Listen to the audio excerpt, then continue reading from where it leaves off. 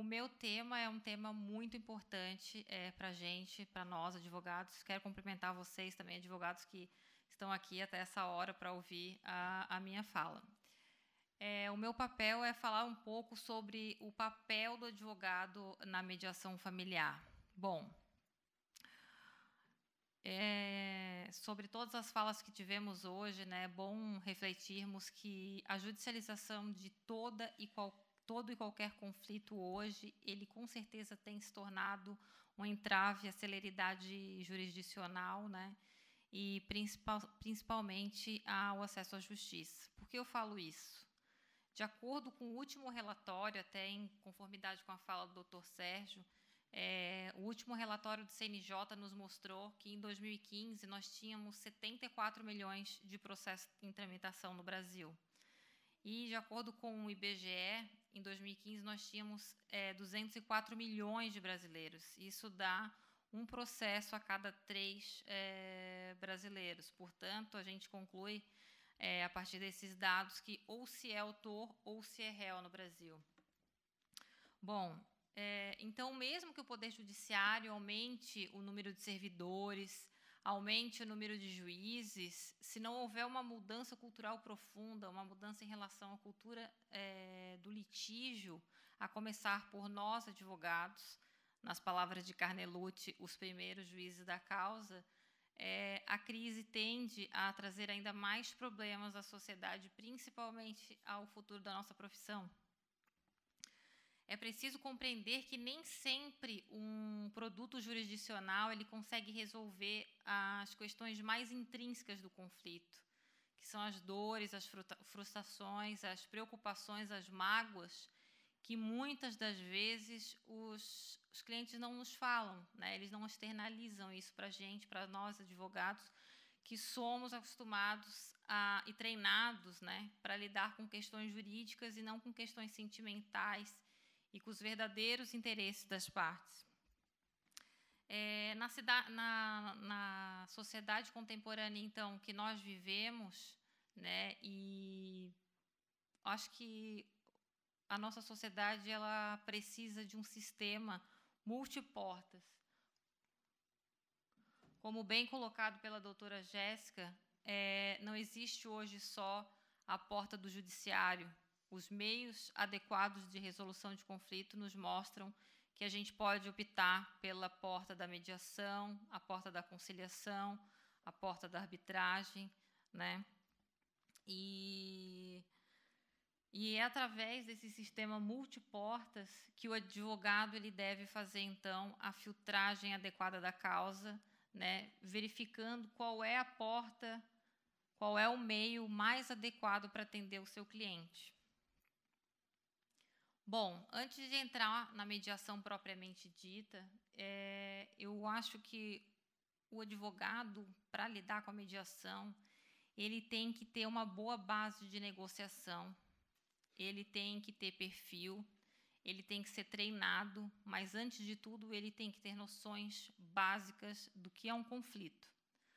Bom, um conflito, eu trouxe essa foto desse iceberg para mostrar de forma bem dinâmica o que é um conflito, como o Dr. Sérgio também apontou na fala dele. O conflito é composto de posições e interesses, só que a parte invisível, como vocês estão vendo, ele é muito maior do que a parte visível, e assim é um conflito. A parte do invisível, que são as mágoas, as frustrações, o rancor, as questões intrínsecas ao conflito, nem sempre a gente consegue ver quando o cliente expõe o problema para a gente. Então, as posições elas são compostas pelo que as pessoas querem. Quais são os pedidos das pessoas? O advogado ele chega no seu escritório e fala: doutor, eu quero me divorciar. Bom, esse é o pedido dele, é a posição dele. Você não sabe por que ele quer se divorciar.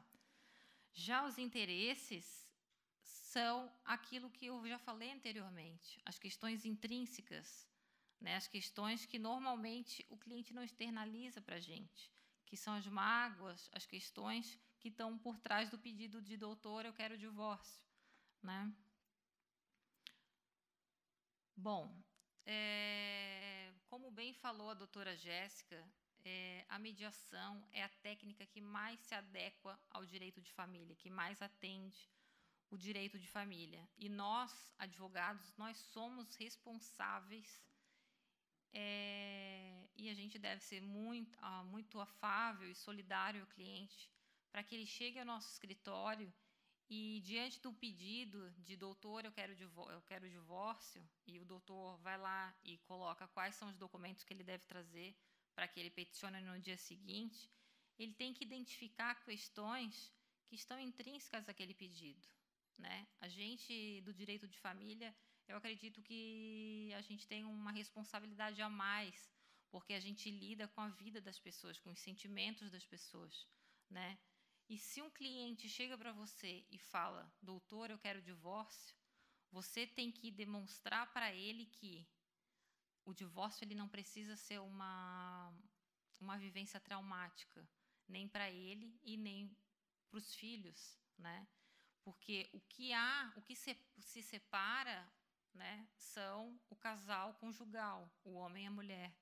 Só que o casal parental, o pai e a mãe, esses nunca devem se separar.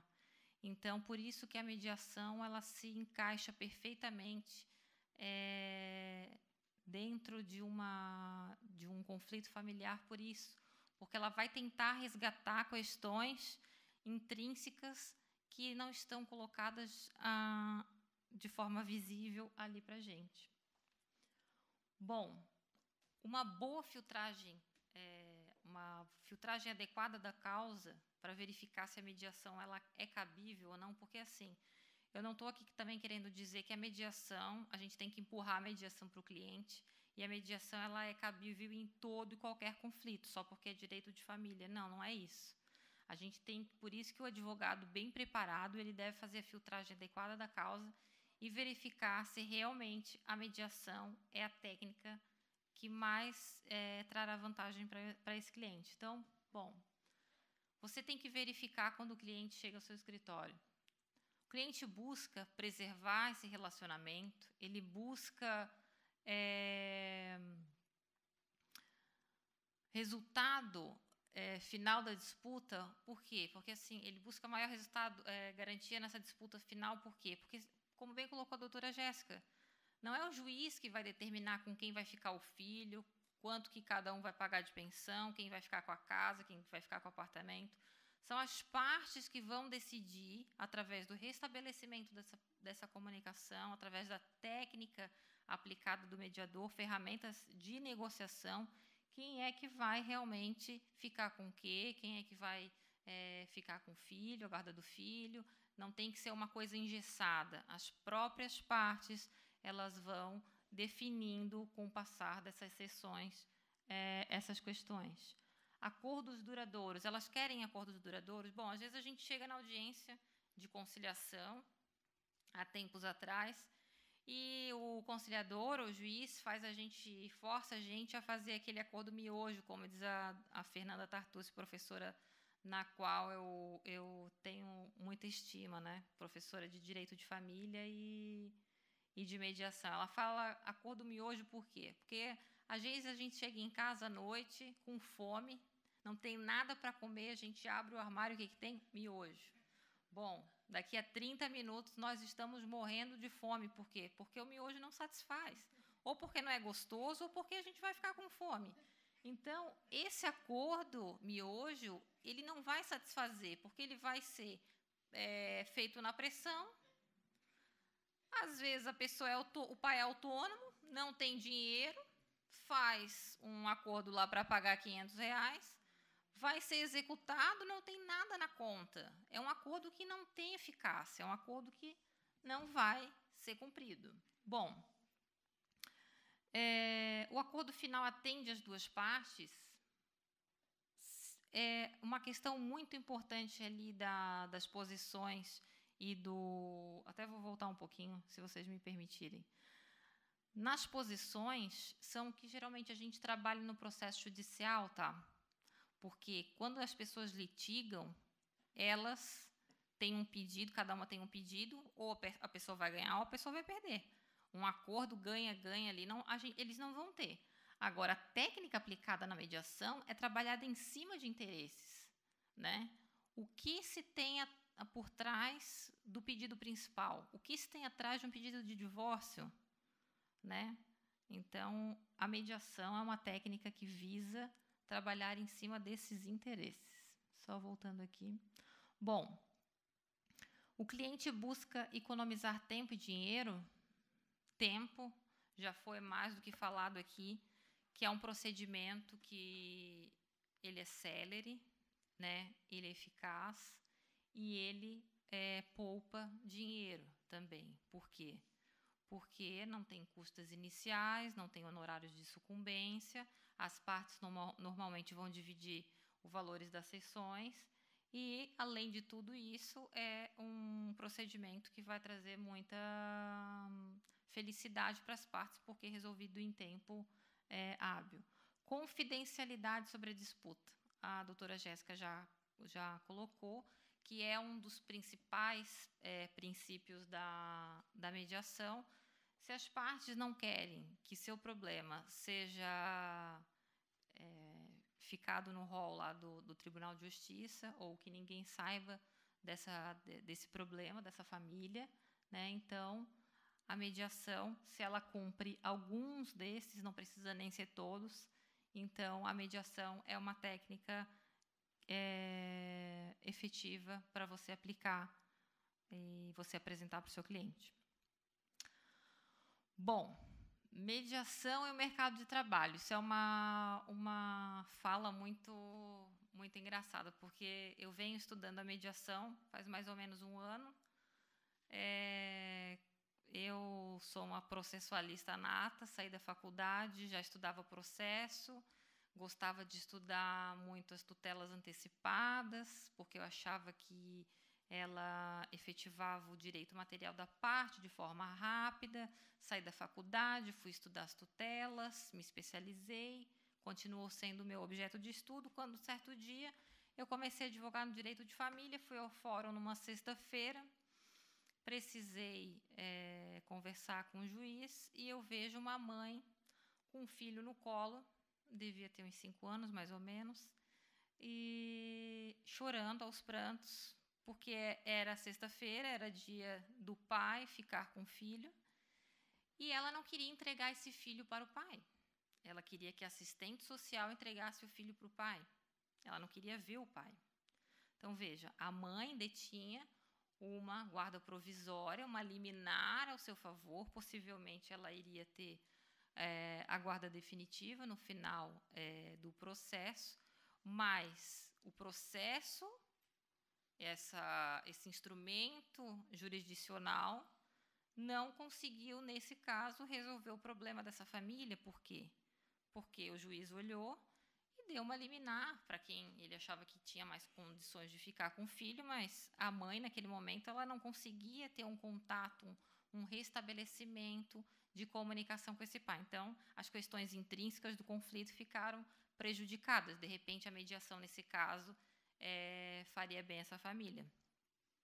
Bom, eu tenho ouvido dos meus colegas que a mediação ela atrapalha, ela prejudica o mercado de trabalho, porque se eu atuar desse jeito eu não vou poder atuar desse, há uns impedimentos. Bom, eu falo para vocês que isso é balela.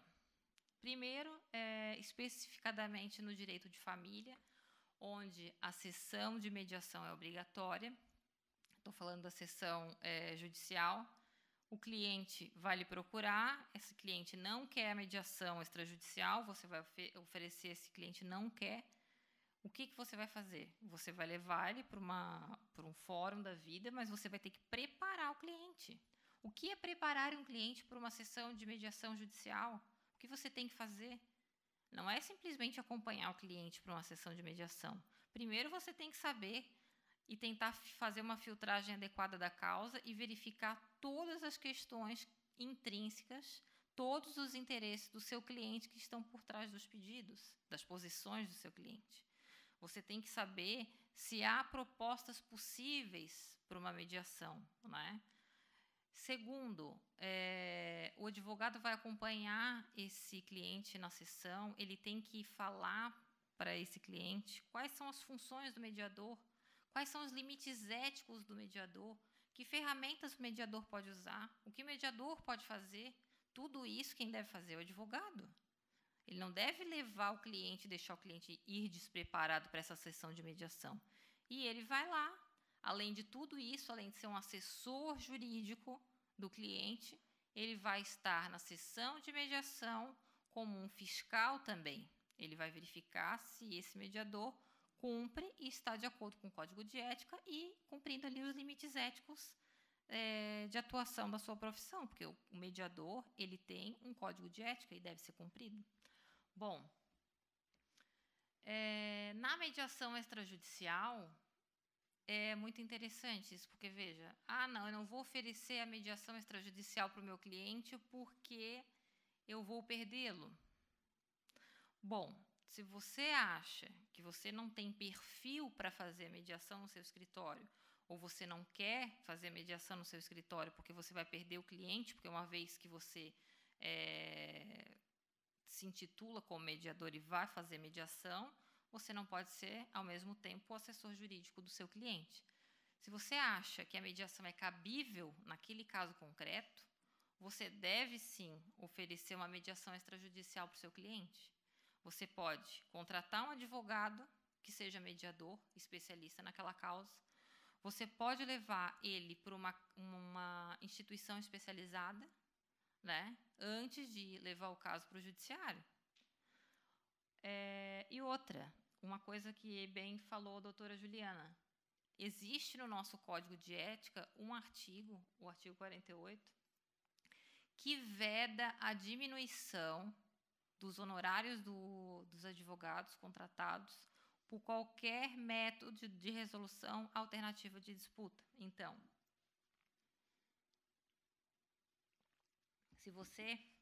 se o seu cliente liga para você, doutor, fui convidado a comparecer a uma sessão de mediação extrajudicial.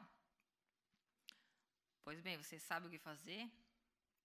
Você vai acompanhar o seu cliente, você vai assessorar o seu cliente como advogado normal, né? Você não vai poder ter os seus honorários diminuídos porque você vai acompanhar o seu cliente numa sessão extrajudicial de mediação. Bom, se o objeto dessa negociação que vai ser discutida nessa mediação é o divórcio, você vai estar nessa sessão de mediação extrajudicial para assessorar o seu cliente no que pertine ao divórcio. Divórcio, guarda, alimentos. Você vai estar ali como assessor jurídico, você tem função, né? Então, veio aí o Código de Ética junto com essa posição, confirmando que o advogado ele não terá prejuízo se tiver algum método de resolução extrajudicial. Bom, aí vem uma nova, na minha opinião, uma nova aba que o advogado ele pode abrir. Bom, o advogado, ele pode ser um advogado mediador. Ele não precisa necessariamente fazer a mediação daquele caso que é um cliente dele. Ele pode ter uma sala dentro do escritório dele e ele pode fazer mediações lá. Ele pode ser contratado por outros escritórios. Esse advogado é muito bom, ele tem perfil, ele tem currículo. Vou contratar esse advogado para vir fazer uma mediação no meu escritório. Ele pode fazer mediação para outros colegas.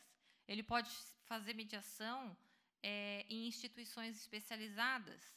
Então, a mediação ela acaba abrindo um novo mercado de trabalho para o advogado. Ou seja, não tira o mercado de trabalho, e sim possibilita mais uma alternativa para o advogado. Bom, papel do advogado na mediação. Como eu tinha dito anteriormente, saber o papel do mediador, na hora que você vai acompanhar o seu cliente numa sessão de mediação judicial ou extrajudicial, você precisa saber como preparar o seu cliente. Então, você vai instruí-lo, você vai falar, olha, vai acontecer isso na sessão de mediação, o mediador ele pode fazer isso, não pode fazer isso, né? Você vai elaborar propostas com o seu cliente, se for possível, se ele estiver apto a mediar, você vai elaborar propostas, né? Você vai orientar o cliente, vai assessorá-lo tecnicamente sobre seus direitos durante a sessão de mediação. Bom, antes de celebrar o acordo, seja na sessão de mediação judicial ou extrajudicial, antes de fazer o acordo, o cliente pode parar a sessão de mediação a qualquer momento e perguntar e tirar as dúvidas, doutor, qual é a consequência jurídica de eu assinar esse acordo, né? Quais são o que o senhor diz desse acordo, quais são as consequências jurídicas? Ele está lá para assessorar o cliente dele. E, por último, providenciar, caso celebrado, um acordo, se for celebrado o acordo, e o advogado ele vai providenciar que ele seja oficializado. Como assim? Para um acordo virar um título executivo extrajudicial, nós sabemos que ele precisa ter assinatura de 2 pessoas. Vai virar um título executivo extrajudicial. Bom, em alguns casos de direitos indisponíveis, que admite transação, vai poder acontecer a mediação, só que esse acordo vai ter que ir para o juiz para ser homologado junto com o parecer do Ministério Público. Então, esse acordo vai virar um título executivo judicial.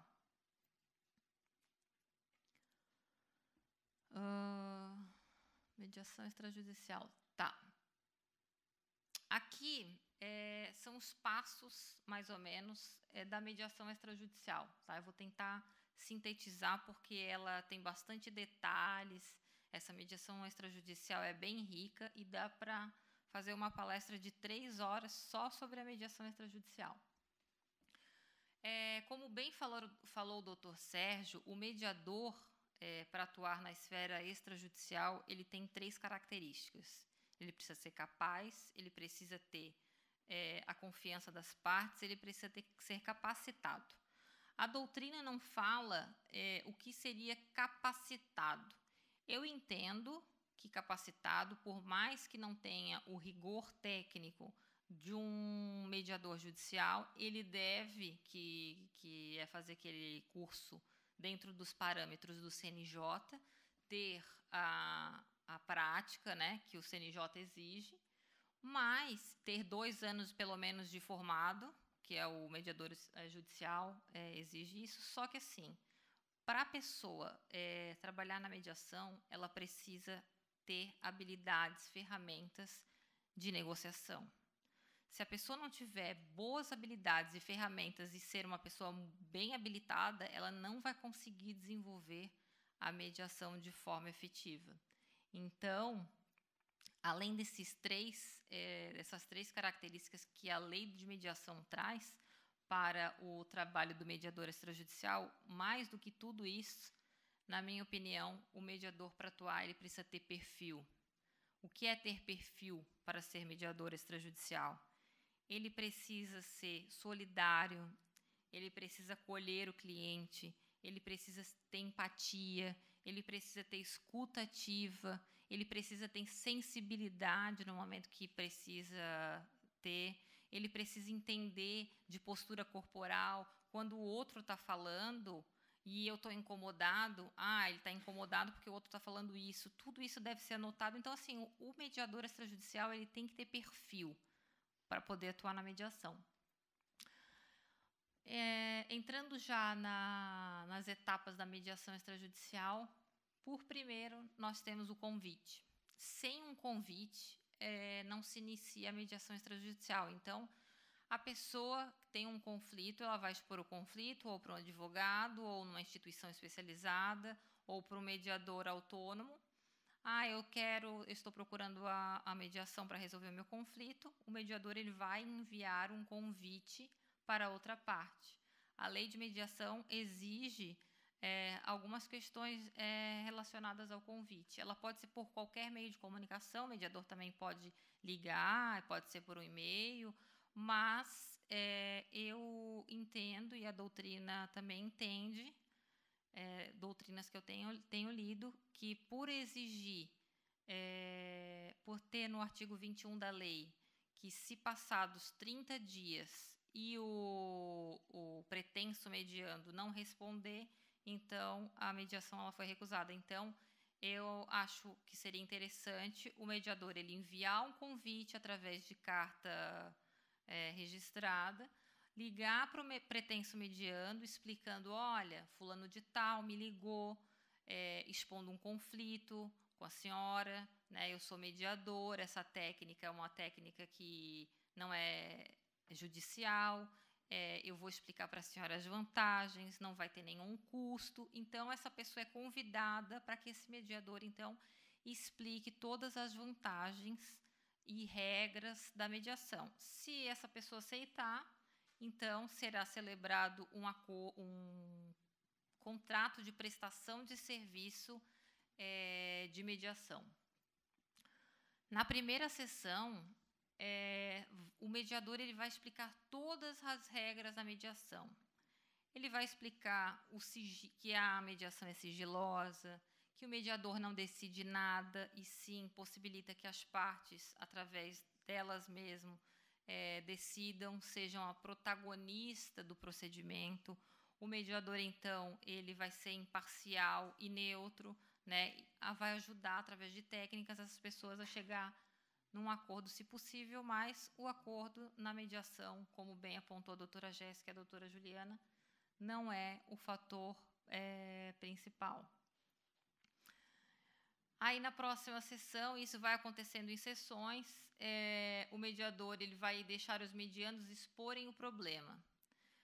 Cada mediando vai ter um momento de expor o problema e esse momento ele tem que ser respeitado. Existem regras na mediação, né, de respeito mútuo que deve ser respeitado. Então, as pessoas vão expor o quê? Elas vão expor as posições delas, né? Elas vão expor o problema possivelmente de forma rasa, né, nesse primeiro momento. O mediador ele vai poder, vai explicar, inclusive, nessa sessão da pré-mediação, que se a parte não tiver à vontade para falar algum problema ou algum sentimento, alguma coisa que ela esteja sentindo em uma sessão ali de mediação, ela está constrangida de falar alguma coisa na frente da outra parte. Então, existe a possibilidade de uma sessão privada, mas as duas partes, então, elas têm que aceitar. O que é essa sessão privada? Um vai ficar no lado de fora, o mediador, então, vai conversar com essa parte, ele vai expor o problema, e a outra parte terá mesmo o direito de expor o problema, e o mediador não vai poder, então, falar diretamente isso na sessão, a não ser que as partes permitam. Essa descoberta dos interesses ocultos é a parte mais difícil, é a parte que mais exige habilidade do mediador. Por quê? Porque aqui é onde o mediador vai descobrir as questões intrínsecas do conflito, né? Ela vai descobrir por que a pessoa quer se divorciar. Às vezes aconteceu, as pessoas viveram 20 anos juntas, né? E viveram bem, tiveram filhos, viveram felizes. Em um dia, lá aconteceu um fato isolado que magoou a esposa, magoou o esposo, e isso foi a razão para o divórcio, que uma das partes não sabe, ou se sabe, não está admitindo, e pode, a partir desse fato, as pessoas começarem realmente a demonstrarem que elas estão aptas para o acordo, e elas vão começar a falar e vão, de repente, chegar nesse acordo.